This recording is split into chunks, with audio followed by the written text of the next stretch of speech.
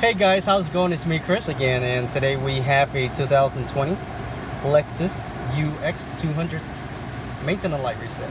We are going to use these buttons over here: up, down, left, right, OK for enter, and back in menu.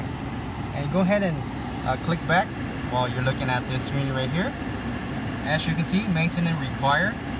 Go ahead and click right or left to go find your page, which is here in the setting. And when you get here, go ahead and scroll down.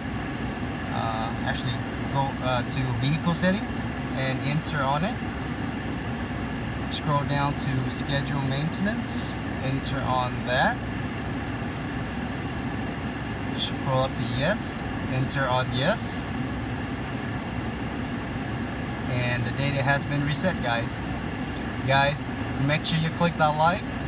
Thank you for watching, and I'll see you next time. Bye bye.